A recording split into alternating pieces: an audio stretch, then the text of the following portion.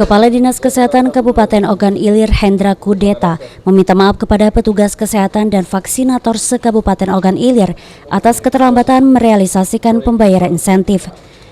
Penyebab dari keterlambatan itu sendiri karena adanya penyesuaian peraturan Bupati Ogan Ilir, di mana Bupati Pancawijaya Akbar baru dilantik pada bulan Februari 2021. Untuk itu, realisasi pembayaran insentif vaksinator dilakukan dari bulan Maret hingga Juli selama 5 bulan yang dibayarkan. Dari 27 fasilitas kesehatan atau Paskes yang ada di Kabupaten Ogan Ilir, total realisasi pembayaran vaksinator senilai Rp691 juta dari dana DAU. Sedangkan untuk bulan Januari dan Februari nantinya akan menyusul setelah pencairan tahap kedua. Vaksinator dibayarkan dari bulan Maret sampai dengan Juli. Kenapa dari bulan Maret? Karena ada aturan yaitu Perbuk, karena Bupati kita dilantik pada 28 Februari.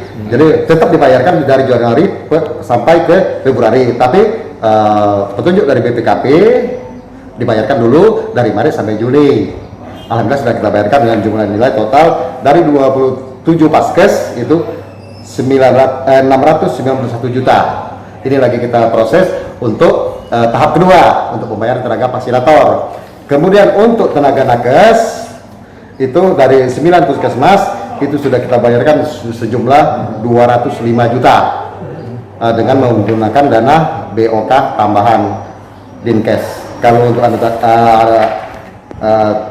vaksinator itu dari sumber dana DAU dan juga untuk tenaga dokter spesialis, dokter umum, bidan dan perawat nakes lainnya untuk di rumah sakit Ogan Ilir sudah kita bayarkan sejumlah 233.749 juta.